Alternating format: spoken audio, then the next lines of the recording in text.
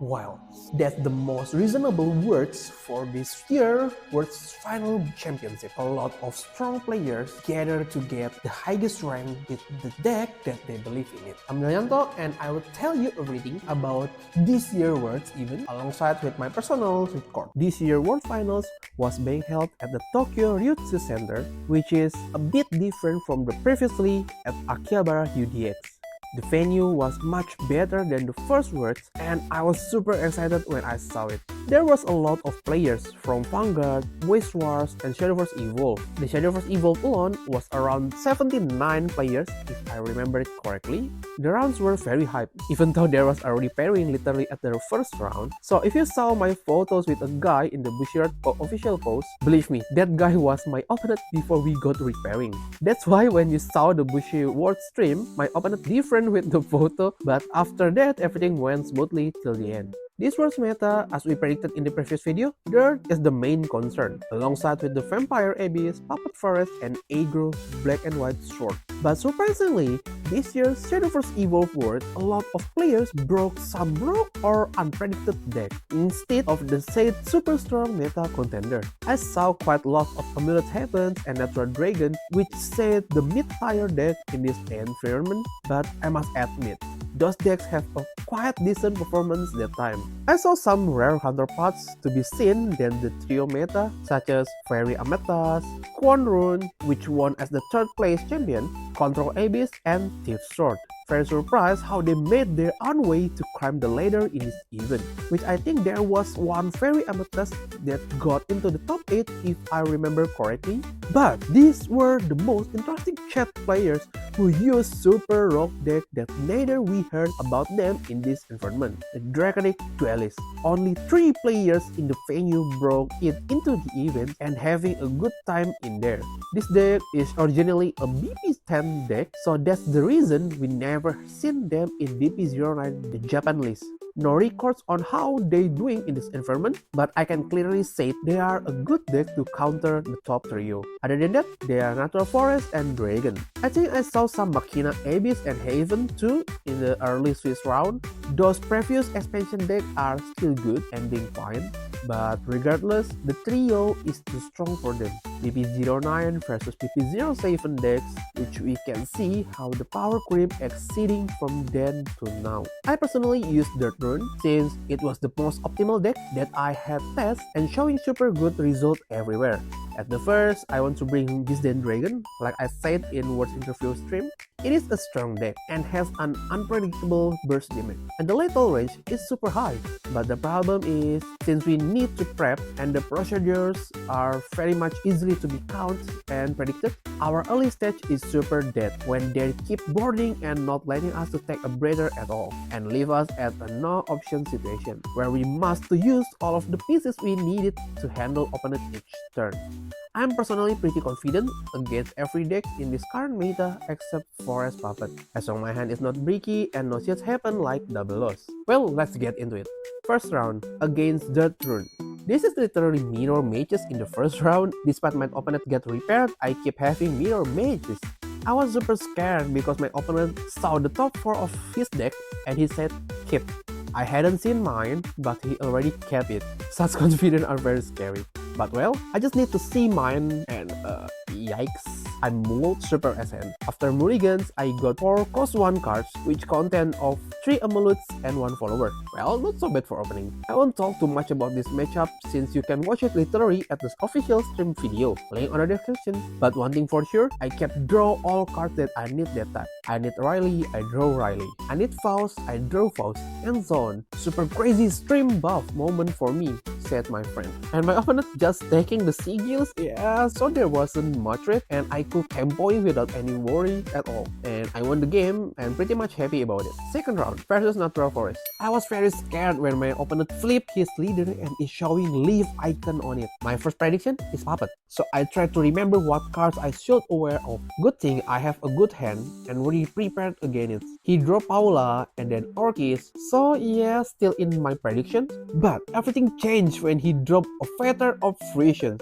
Okay, change of plans, I think. He used Natural Forest, which has a super different game plan with the Puppet Forest. I really sped up my pace and tried to end the game faster and keep my health outside of his lethal range even with 2 Ladikas.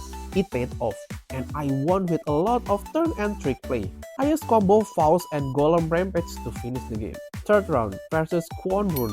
Literally, I lost to the third champion this world, Chappers. Funny stories, me and other 2 tables having mirror leader flip up, and we laugh about it. After we play, we all laugh again that none of us are doing mirror at all. Fairy versus Puppet, Tukos Abyss versus Vampire, and me, Dirt versus Spellchain Quan Run. This is insane. But what crazier than that is Chappers literally wreck havoc me. Turn 1 inside, turn 2 and turn 3 Veridic and discarding Trail of Flight. What the heck with his target time? I easily crush at his lethal turn with 3 Kwon and 2 Dishift. Well, can't say much since my tempo literally far from what he could done. Fourth round versus Amulet Heaven. I'm super confident against this deck cause one of my best friend, Deos, keep training me with this deck. I can read this deck with my eyes closed, but luck and fate said different that time. Even after mulligans, all of my hands were consist of follower handler, which giving him a lot of tempo, and he got tempo manually without tutor and drop it on curve. I had spent all of my heal amulet, so yeah, GG for me, twice in a row. I lost to a deck that I really think I'm good against but lost because of Brick. Legit, it's hurt a lot. Fifth round versus Natural Dragon. Pretty shocked when he showed Dragon Leader, but pretty much predicted it must be Natura, since he broke quite a number of tokens beside him. So I proceed super carefully all the way and keep doing tempo without giving him any fodder. He ramped up twice, so our playpoint were having large gap. But everything changed after he dropped Jerva on his 7th playpoint, it was my 5th playpoint, and evolved it, leaving him vulnerable without any board and only single card in hand. For me, that was a hint that your cards were bricky and no way you can handle my big wall hand. To make it short, I won clearly from the board stat that guy cannot handle with my big hand and board each turn. He kept top decking all the good cards such as Shenlong, Conflagration, and Folding, but well, Dirt can do much each turn, so it was stalling for Natural Dragon to survive. 6th round versus Aggro Black and White Sword. A super big misplay for me since 3rd turn and snowballing till the end of the game. I had 2 options to use, but I was so hasty to take the decisions. I couldn't deal with his massive floral board. I can turn it around and prevent a lot of damage till his end number very low. But he top decking double layout from Cowardly Dance and I wasn't able to clearly remove it. So yeah, that was GG for me. My friend told me that I have better play for last turn, but I was unsure to do that. But after checking my top decking, I should do that. But well, no worries, no regret. I mean, I learned something here. 100% believe in your deck. 7th round versus Puppet Forest. Already X3, but I keep playing for last round for personal training. And at last, I found another meta deck. Pretty confident in this one since I have trained a lot, just with Lady Fortuna in my side. My opponent having quite big board Anastasia at turn 5, leaving me questioning myself what to do. But I was very surprised to see that I was able to fully clear them all in one turn. Since that turn, it was no bowling for my opponent and I won the game epically. I know it doesn't matter who win or lose in this match, but I'm really happy to overcome what I was scared all this time. Final score? 4 wins and 3 losses.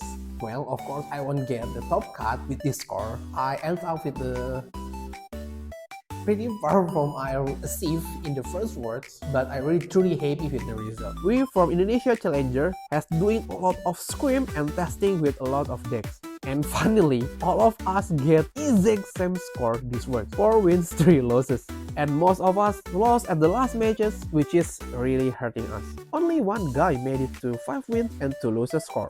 But he got bubbled so hard and not made it into top 8. But still, GG nice try for us. And we will surely compete again in the next event regardless to claim the throne back. After this, I went home since my feet was hurt as hell. and cannot watch the top cut sadly. But I asked some players and other persons I know there wasn't any problem in the top cut and everything was proceed smoothly. Except when I went home, the final was already over. It was too fast, which I know something like this will be happen soon or later. But well, it's a card game which sometimes people lucks are very unpredictable.